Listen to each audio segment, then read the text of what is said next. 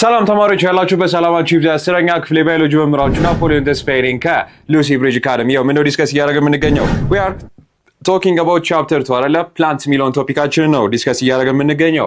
ሴሽናችንን ልናገባድድ ዩኒታችንን ልናጠናቀቅ በጣም የተወሰኑ ሌክቸሮች ብቻ ነው የሚቀሩን። today's topic of discussion የሚሆነው is going to be about transportation in plants ማለት ነው። ኦኬ የተለያዩ ኒውትሪየንቶች እንደሚያስፈልጉ ታውቃላችሁ መቼም። when we are talking about the process of photosynthesis we'll be talking about what water and carbon dioxide አይደለ? ውሃን በምን መንገድ ነው ከስሮቻቸው ተጠቅመው በምን መንገድ ነው ፕላንቶች ወደሚፈልጉት ወደ ቅጠል የሚያደርሱት? መቼም ካፈር ነው ይመጣው አይደለ? በሆነ ማጂክ ወይ ደግሞ በሆነ ሐሳብ ዘሎ ቅጠል ላይ ሊወጣ አይችልም። there has to be a transportation mechanism አይደል? of course similarly ደግሞ አንድ ፕላንት የሚፈልገውን ግሉኮስ ወይ ደግሞ ኢነርጂ ፕሮዲዩስ ካደረገ በኋላ መቼም ቅጠሉ ብቻ አይደለም ማለት ያን ኢነርጂ የሚጠቀምበት ወይ ደግሞ ያንን ግሉኮስ የሚጠቀምበት ግንዱስ ስሩስ። ስለዚህ ከቅጠሉ ደግሞ ፕሮዲዩስ የተደረገውን ወደ ተለያዩ የፕላንቶቹ ክፍልም ደግሞ ምን መደረግ አለበት? ትራንስፖርት መደረግ አለበት ማለት ነው። Today's topic of discussion is going to be about the transportation in plants. Okay? So, as always, www.lucybridgeacademy.com ዌብሳይታችን ነው። በጣም የተለያዩ አድቫንስድ የሆኑ ኮንተንቶችን ስለምታገኙበት አሁን ነው ጆይን ማድረጋችሁ እንዳትረሱ። በጣም የተለያዩ አድቫንስድ የሆኑ AI ፖድ የሆኑ ሾርት ኖቶችን ከ10,000 በላይ ጥያቄዎች የምታገኙበት የኩዌስችን ባንክ ከ5 በላይ ቋንቋ አንደርስታንድ እንድታደርጉ የሚያግዛችሁ ፐርሰናላይዝድ AI አሲስታንት እንዲሁም ካላችሁ ቦታ ሆናችሁ ያለምንም ሞባይል አፕሊኬሽናችንን ተጠቅማችሁ በኦፍላይን አክሰሲቢሊቲ ቪዲዮቻችንን ማየት የምትችሉ መሆኑን እየነገርኳችሁ as always ደግሞ የዩቲዩብ ቻናላችንንም እጅጉን ስራችን አብዝቶ ስለሚረዳን ተማሪዎችም ልክ እንደናንተው በቀላሉ ኮንተንቶቻችንን አክሰስ ማድረግ እንዲችሉ ሰብስክራይብ በተናን በመጫን ሀሳብና አስተያየታችሁን ኮሜንት ሴክሽን ላይ አስቀምጡልን። ዶንት ፎርጌት የቴሌግራም ቻናላችን ላይ ምንም አይነት ሀሳብና አስተያየት ካላችሁ እናስተካክለው የምንጨምረው ፕሊዝ ዳይሬክትሊ ፎርዋርድ ደም ኦኬ ዳይሬክትሊ forward them ማለት ነው። so by definition ይሄ ለእናንተ አዲስ ኮንሰፕት አይደለም። ኦኬ it is not a new concept። ከዚህ በፊትም ተደጋጋሚ ጊዜ ተምረናል። lower grade ላይም አካባቢ ሳይንስ ላይም ተምራችሁታል። whenever you are talking about what the transportation system in plants, okay and nutrientin ቀደም ብያችኋለሁ it always begins with water አይደለ?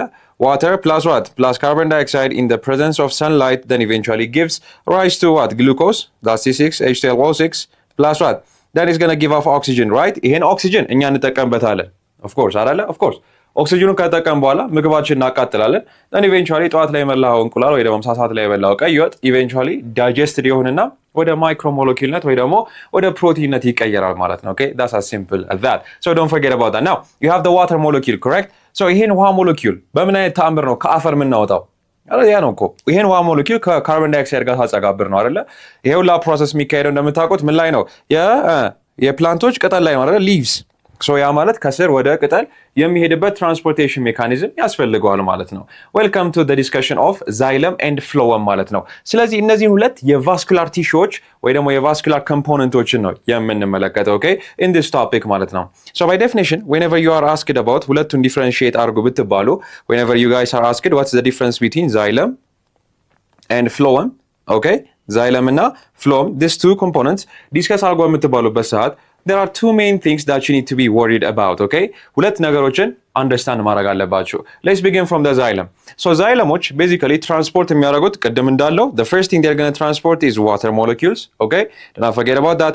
then ሁለተኛ molecule ደግሞ is going to be minerals, okay water and mineral molecules are going to be transported በዛይለም ማለት ነው። ከዚህም በተጨማሪ እነዚህ ትራንስፖርት በሚያደርጉበት ሰዓት ዳይሬክሽናቸው ምንድነው? ዩኒ ዳይሬክሽናል ነው።